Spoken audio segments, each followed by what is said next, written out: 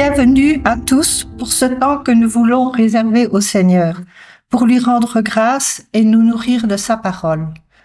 Que la paix, l'amour et la bienveillance nous accompagnent pendant ce culte. À cause de la fidélité qui demeure en nous et qui sera avec nous pour l'éternité, la grâce, la miséricorde et la paix seront avec nous de la part du Père dans la vérité et l'amour. C'est avec ces mots que l'apôtre Jean commence sa deuxième lettre pour résumer la joie qu'il a de vivre par l'Évangile. Prions. Seigneur, nous voici réunis en ton nom et tu viens au-devant de nous pour donner ta paix. Que ta parole nous enracine et nous construise pour partager l'Évangile. Que ton esprit insuffle et inspire notre rencontre. Amen.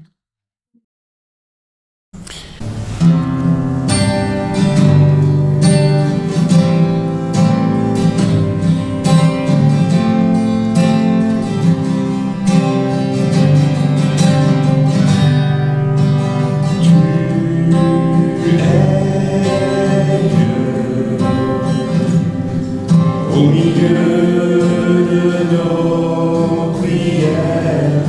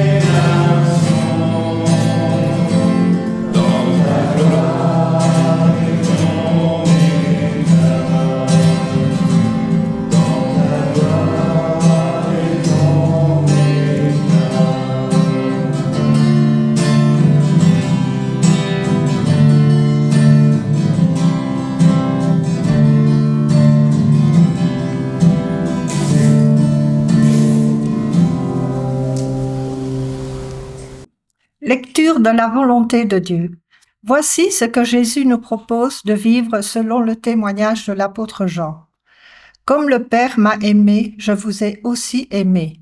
Demeurez dans mon amour. Si vous gardez mes paroles, vous demeurerez dans mon amour. De même que j'ai gardé les paroles de mon Père et que je demeure dans son amour. Je vous ai dit ces choses afin que ma joie soit en vous et que votre joie soit parfaite. Voici ce que je vous propose. Aimez-vous les uns les autres comme je vous ai aimés.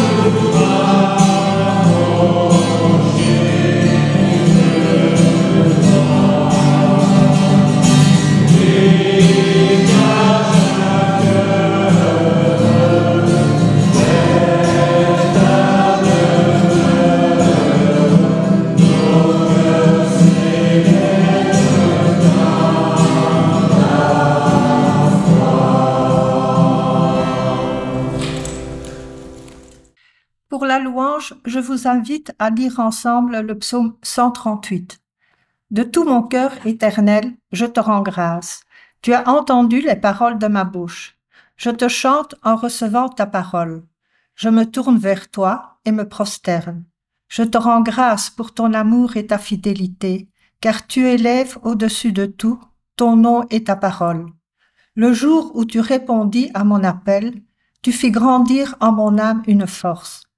Tous les puissants de la terre te rendent grâce quand ils entendent les paroles de ta bouche. Ils chantent les chemins de l'Éternel. Quelle est grande la gloire de l'Éternel! Si haut que soit l'Éternel, il voit le plus humble. De loin, il reconnaît ce qui est orgueilleux. Quand je marche au milieu des angoisses, tu me fais revivre. Ta main s'abat sur ce qui m'empêche de vivre. Ta droite me rend vainqueur. L'Éternel fait tout pour moi. Mon Dieu éternel est ton amour. N'arrête pas l'œuvre de tes mains.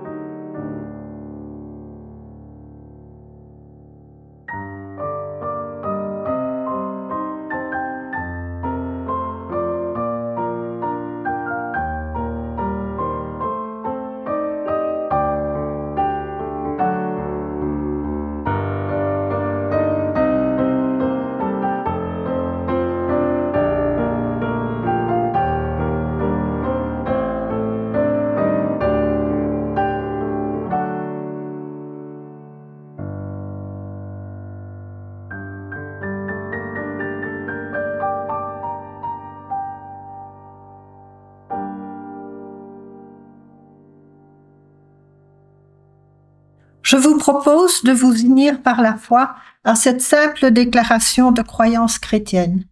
Je crois en Dieu, il est la source, le début de toute chose, hors de l'espace et du temps, au-delà de toute pensée, et pourtant si proche que l'homme en a l'intuition et peut recevoir de lui une dynamique de réconciliation avec lui, notre Dieu, avec les autres, nos frères et sœurs, et avec nous-mêmes dans une paix féconde.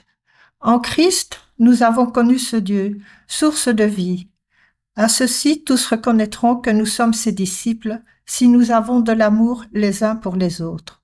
Je crois au Saint-Esprit qui rend témoignage à notre esprit que nous sommes tous enfants de Dieu.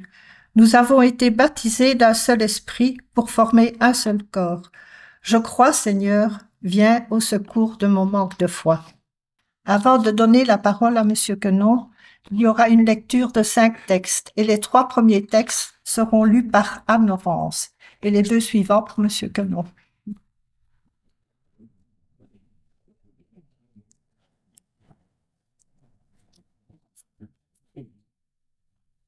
La première lecture se fera dans Malachie. Je suis un grand roi, dit le Seigneur de l'univers, et mon nom inspire la crainte parmi les nations. Maintenant, prêtres, à vous cet avertissement, si vous n'écoutez pas, si vous ne prenez pas à cœur de glorifier mon nom, dit le Seigneur de l'univers, j'enverrai sur vous la malédiction. Je maudirai les bénédictions que vous prononcerez. Vous êtes écartés de la route. Vous avez fait de la loi une occasion de chute pour la multitude. Vous avez détruit mon alliance avec mon serviteur Lévi, dit le Seigneur de l'univers. À mon tour, je vous ai méprisé, abaissé devant tout le peuple, puisque vous n'avez pas gardé mes chemins, mais agi avec partialité dans l'application de la loi. Et nous, n'avons-nous pas tous un seul Père? N'est-ce pas un seul Dieu qui nous a créés? Pourquoi nous trahir les uns les autres, profanant ainsi l'alliance de nos pères? La seconde lecture dans Psaume. Seigneur, je n'ai pas le cœur fier, ni le regard ambitieux. Je ne poursuis ni grand dessein, ni merveille qui me dépasse. Non, mais je tiens mon âme égale et silencieuse. Mon âme est en moi comme un enfant, comme un petit enfant contre sa mère. Attends le Seigneur Israël, maintenant et à jamais. La troisième lecture dans Thessaloniciens. Frères, nous avons été pleins de douceur avec vous, comme une mère qui entoure de soins ses nourrissons. Ayant pour vous une telle affection, nous aurions voulu vous donner non seulement l'évangile de Dieu, mais jusqu'à nos propres vies, car vous, nous étiez devenus très chers. Vous vous rappelez, frères, nos peines et nos fatigues. C'est en travaillant nuit et jour, pour n'être à la charge d'aucun d'entre vous, que nous vous avons annoncé l'évangile de Dieu. Et voici pourquoi nous ne cessons de rendre grâce à Dieu, quand vous avez reçu la parole de Dieu, que nous vous faisons entendre. Vous l'avez accueillie pour ce qu'elle est réellement, non pas une parole d'homme, mais la parole de Dieu qui est à l'œuvre en vous, les croyants.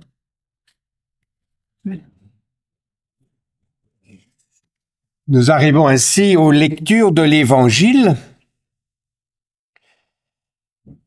2 courtes lectures dans l'Évangile. Tout d'abord dans Matthieu 23, les versets 1 à 5 et le verset 11. En ce temps-là, Jésus s'adressa aux foules et à ses disciples.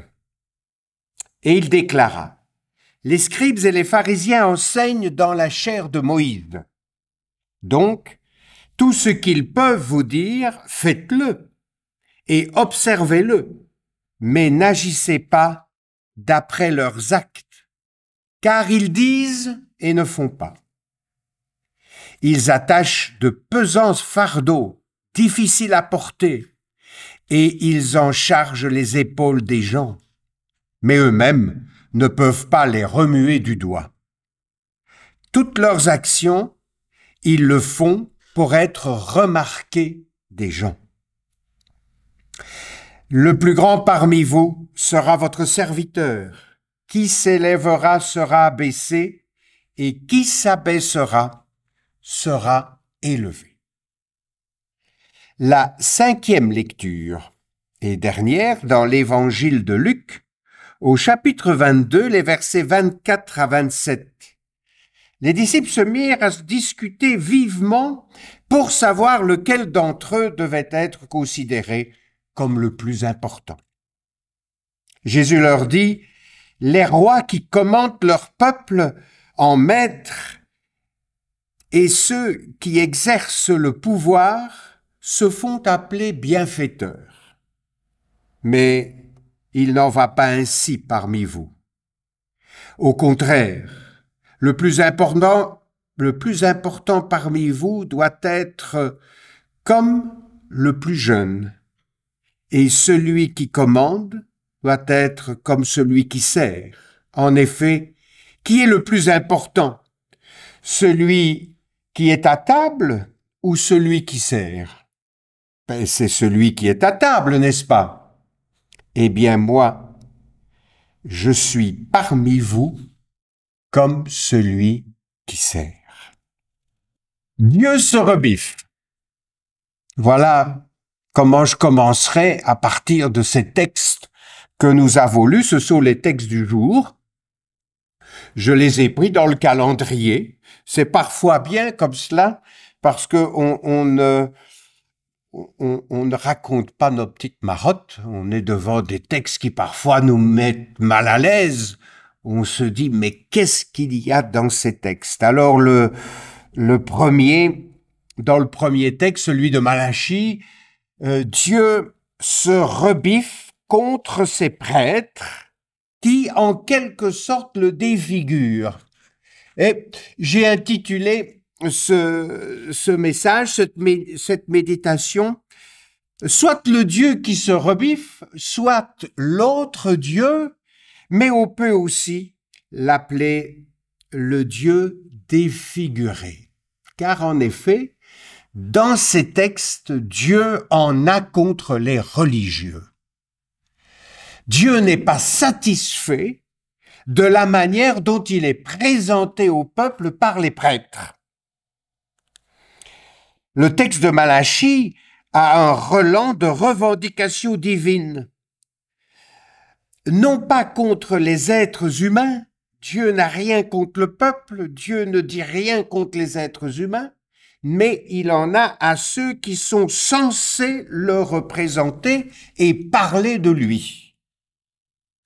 Dans les textes des évangiles, il n'est pas rare que Jésus s'attaque aux religieux. Il est assez large et très accueillant pour monsieur tout le monde, pour madame tout le monde dans les évangiles. Il va rechercher les gens qui ont été abandonnés par les différents clans religieux de l'époque, parce qu'ils ne convenaient pas, parce qu'ils étaient peut-être désobéissants, parce qu'ils ne faisaient pas ce que les religieux auraient aimé qu'ils fassent. C'est Jésus qui va les chercher. Il mange avec eux. Il va sur leur chemin. Il leur parle. Il leur dit qu'eux aussi ont de l'importance pour Dieu. Mais par contre, s'il est très large, avec les gens, avec monsieur et madame tout le monde, il est très étroit. Il est très sévère vis-à-vis de ceux qui sont censés le décrire. Et il y a tous ces textes, malheur à vous, scribes et pharisiens, malheur à vous, etc., etc. Et nous avons le même son, la même teneur dans le discours de Malachie qui dit, si vous continuez comme ça, les prêtres, je ne bénirai plus ceux sur qui vous demandez la bénédiction. Vous serez maudits. Maudit ne veut pas dire perdu dans les textes bibliques, mais ça veut dire que vous n'aurez plus le retentissement. Votre message n'atteindra plus son but. Et Jésus ne sera pas plus tendre avec ses disciples lorsque dans l'avant-dernière lecture, ceux-ci parlent vivement en chemin, ils sont sur le chemin, et ils voyagent d'un point à l'autre d'Israël, et leur grande préoccupation, c'est de savoir qui aura le leadership dans le groupe des disciples, qui est le plus important parmi nous. Et Jésus leur demandera, à la fin du petit voyage, « De quoi discutiez-vous en chemin ?» C'est plein d'humour. « De quoi discutiez-vous en chemin ?» Eh ben, il avoue d'être le plus grand. Et c'est là que Jésus dit, mais celui qui veut être le plus grand sera le serviteur. Sera celui qui sert et pas celui qui cherche les honneurs à gauche et à droite. Quels sont les griefs de Dieu dans ces textes? Quels sont les griefs de Dieu à ses prêtres, ou à ses représentants, ou à ses scribes et pharisiens? Mais attention, nous sommes dedans, puisque nous sommes dans le religieux. Même si nous disons, nous nous défendons, mais nous, ce n'est pas une religion, c'est une relation avec Dieu. Ça, on a bien trouvé. On a trouvé quelque chose d'imparable quand on dit ça. Mais quand on voit tout ce qu'il faut faire pour être membre dans une église, il faut parfois, pas chez vous, mais il n'est pas rare d'entendre que des gens doivent signer des confessions de foi très précises. Ils doivent entrer vraiment dans un cadre très précis. Ils ne peuvent pas faire ceci, ils ne peuvent pas faire cela, mais ils doivent faire ceci, ils doivent faire cela. Je se dis, voilà, ça c'est du religieux quand même, Ça c'est quelque chose, effectivement, qui est pesant. Et il est question ici dans un des textes où Jésus dit les pharisiens et les scribes, mais il faut pas en avoir aux scribes et aux pharisiens, ce sont des gens religieux, ils sont comme tous les gens religieux du monde entier, de tous les pays et de tous les temps, ils sont cadrés. Ils sont cadrés, il faut marcher d'une certaine manière, il faut penser d'une certaine manière, même si on a l'esprit très large dans certains cercles religieux ou théologiques, il faut quand même se conformer à un certain nombre de choses. Et donc Jésus dit, il lit sur vos épaules, vous le peuple, vous les gens qui écoutez, vous les gens qui cherchez Dieu et qui vous dites, allons là ou allons là, allons voir ce qu'ils disent. Il lit sur vous des fardeaux très pesants et ils ne peuvent pas eux-mêmes les exécuter. Ils ne peuvent pas eux-mêmes les remuer du petit doigt. Donc c'est pesant. Et donc nous sommes effectivement dans le monde religieux, qu'on le veuille ou non. Et la religion est un beau terme. La religion, c'est relié à Dieu. C'est magnifique comme étymologie. Essayez d'être relié à Dieu, essayez d'entrer dans l'alliance avec Dieu. C'est extraordinaire.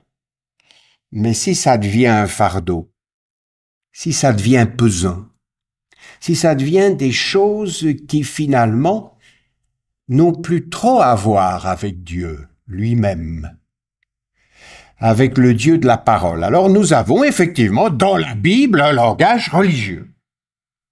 Nous avons dans la Bible un langage qui peut être pesant à certains moments. Nous avons dans la Bible des paroles humaines, des paroles d'hommes. Nous avons dans la Bible des enseignements qui sont là pour mettre des fardeaux sur les gens. Effectivement. Et il faut le reconnaître. Mais nous avons aussi dans la Bible une autre voix. Et j'aimerais vous les faire ressentir ici, dans les textes. Peut-être les avez-vous discernés à certains moments. Cette voix, c'est la voix de Dieu quelque part. Et cette voix de Dieu nous dit tout d'abord, dans le psaume 131, la partie du psaume que nous avons lu, où le psalmiste dit « Moi, je n'ai pas le cœur hautain ». Donc ça tranche avec le questionnement des disciples hein, dans l'Évangile. Qui est le plus grand? Qui est le meilleur?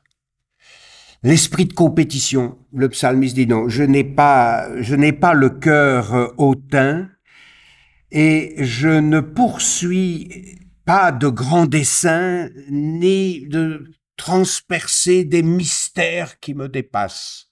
Moi, dit-il, le psalmiste dans ce psaume 131, d'un point de vue spirituel, d'un point de vue relationnel avec Dieu, je suis comme un enfant, comme un petit enfant contre sa mère. Vous voyez, ça tranche. Dès l'Ancien Testament, on aura des textes fabuleux sur la relation avec Dieu, sur qu'il y ait une relation d'amour, qu'il y ait une relation de père à fils, de mère à fils et à fille, qu'il y ait une relation tendre. Nous arrivons chez Paul dans le texte aux Thessaloniciens et qu'est-ce que nous lisons? Nous avons été pleins de douceur avec vous, dit l'apôtre Paul, comme une mère qui entoure de soins ses nourrissons. Ayant pour vous une telle affection, nous aurions voulu nous donner nous-mêmes, pas seulement vous donner l'évangile de Dieu, mais jusqu'à nos propres vies, car vous nous étiez devenus très chers. Voilà, ça c'est une toute autre relation. C'est pas des fardeaux. La foi n'est pas synonyme à des fardeaux que l'on lit sur les épaules des gens et que ceux qui les prédisent, ceux qui les racontent, ceux qui les enseignent ne savent pas les remuer. Donc là, on en a aux prêtres, on en a aux pasteurs, on en a aux théologiens, on en a à tous ceux et toutes celles qui parlent de Dieu, qui sont censés leur représenter, censés dire, tiens, Dieu, il est comme ça. Non, Dieu, il se lie à nous parce que nous lui sommes chers. Et nous voulons vivre cette relation-là, cette relation communautaire-là. Et puis, dans les autres textes, ça se poursuit. Le plus grand parmi vous sera le serviteur. Le plus important parmi vous doit être comme le plus jeune, et celui qui commande doit être comme celui qui sert. Qui est le plus important, celui qui est à table ou celui qui sert? Celui qui est à table, bien sûr, c'est normal, on est humain. Hein? Mais non, dit Jésus, sachez que moi, je suis parmi vous comme celui qui sert. Donc, il ne dit pas que la réponse est mauvaise quand on dit que le plus important, c'est celui qui est à table, c'est celui qui se fait servir. Mais bien sûr, pour la mentalité humaine, la vedette, c'est lui. Et puis, il y a cette phrase extraordinaire, « Mais moi, dit Jésus, je suis au milieu de vous comme celui qui sait. » Aujourd'hui, on peut dire que le religieux, en tout cas en Occident, le religieux n'a plus sa place dans la société. Et on pourrait se demander pourquoi. Mais n'a-t-on pas scié la branche qui nous portait? Nous sommes allaidis en défigurant Dieu. De telle sorte que le Dieu que nous prêchons dans la plupart de nos religions chrétiennes, mais on peut prendre l'islamisme, on peut prendre le judaïsme, on peut prendre tout ce que l'on veut. J'écoutais la radio aujourd'hui en venant, le journal, et des gens qu'on interrogeait de la bande de Gaza, tous ont le nom de Dieu. en bouche. Hein? Mais Dieu nous a protégés, mais Dieu, ben, on fait la guerre, hein? On se tue, on se kidnappe, on se venge au nom de Dieu. Ben, ce Dieu-là, comme de juste, le monde n'en veut plus. Et il a bien raison. Et nous aussi, on n'en veut plus.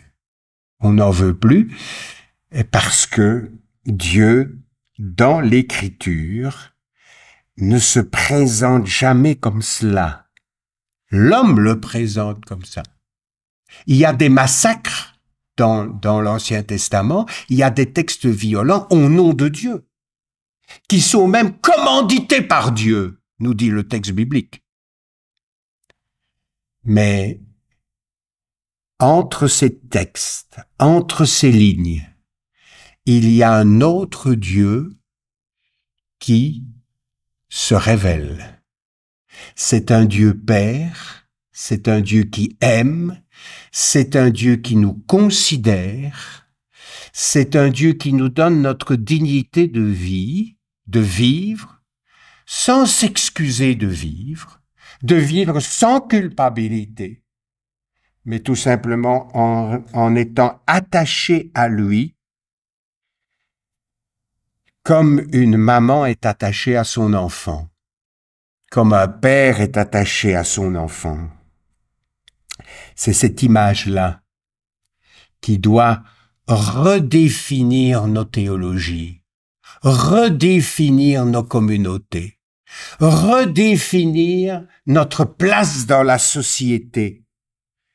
Et tous, sans aucune exception, sont appelés à aller vers ce Dieu.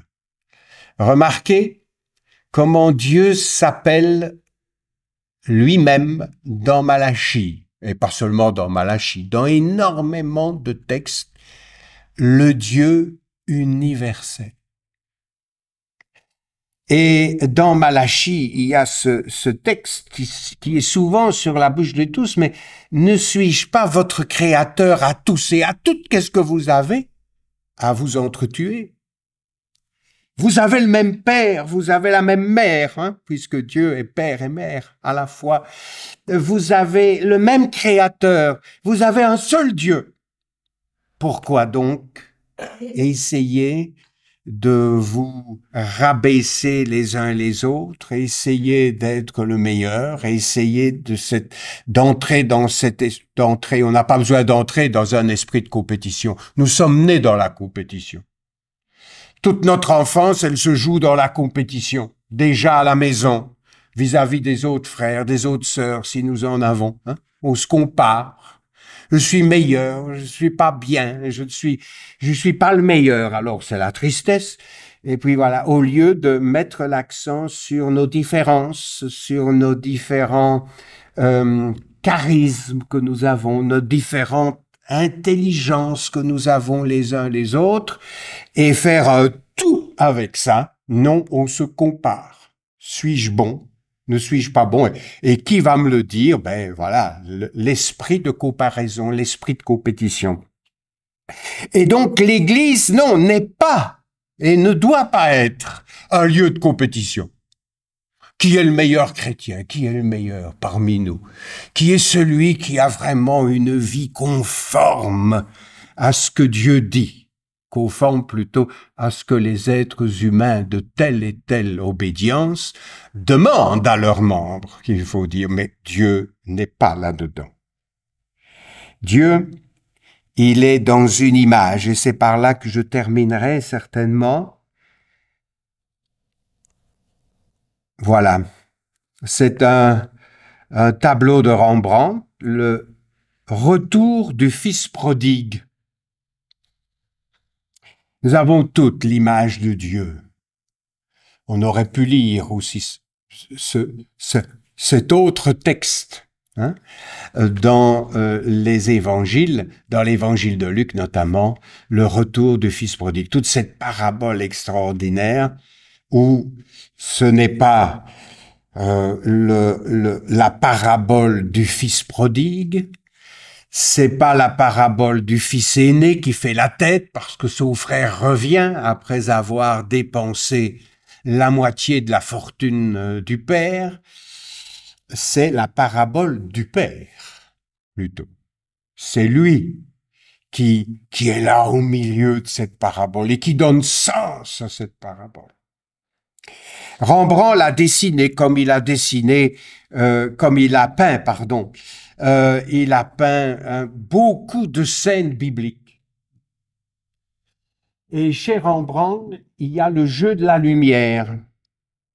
Souvent, celui qui est accusé, si vous voyez par exemple sa peinture sur la femme de mauvaise vie qu'on amène sur la place publique dans l'Évangile et qu'on veut lapider, eh bien, tous ceux qui veulent la lapider sont dans l'obscurité. Pourtant, c'est eux qui ont la vérité normalement, hein.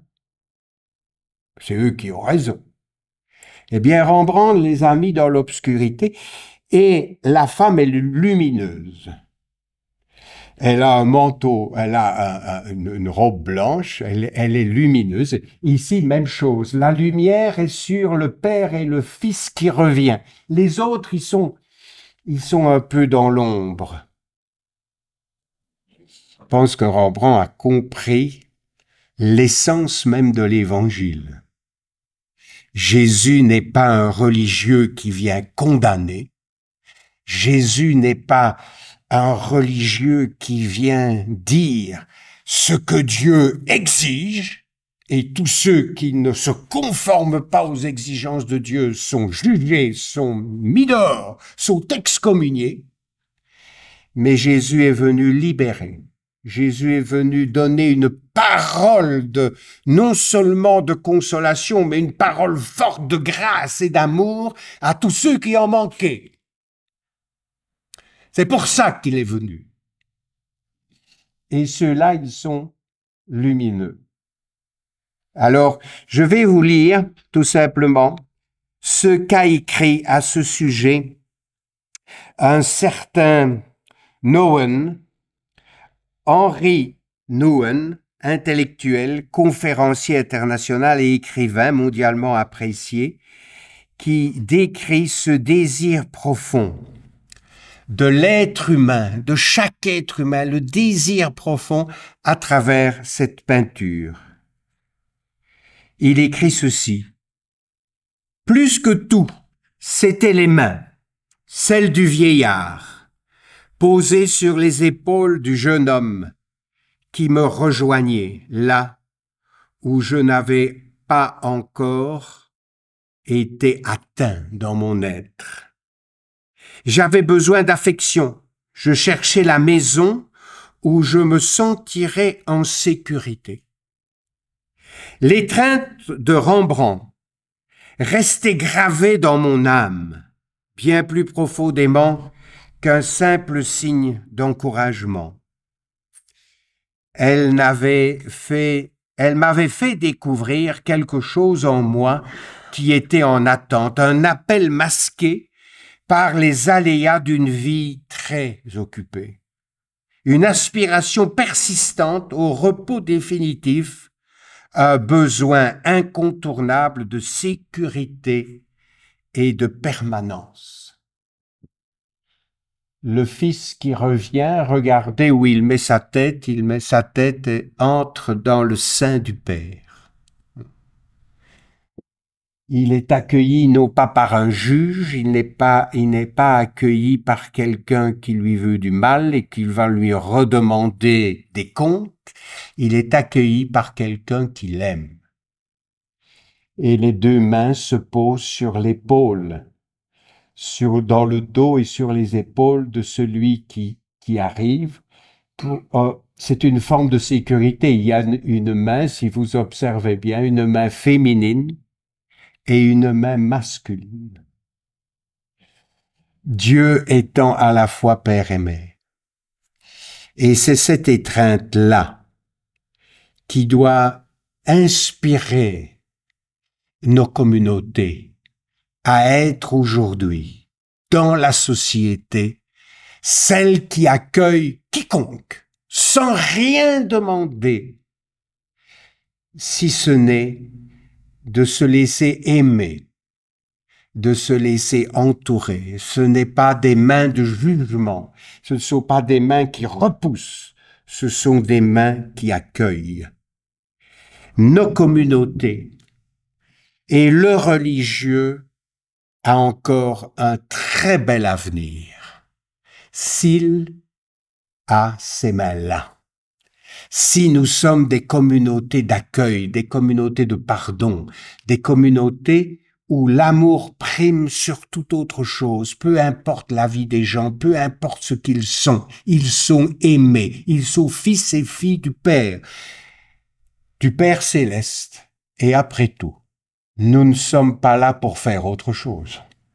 Que ferions-nous d'autre que cela? Que cet accueil qui marque non seulement le pardon, qui marque non seulement la grâce, mais qui marque aussi la joie, l'accueil joyeux et festif que le Père donne de vivre à son Fils revenant, et il demande aux autres de s'associer. C'est pas le repas que le Père offre à son Fils qui revient n'est pas un tête-à-tête. C'est un repas pour tout le monde.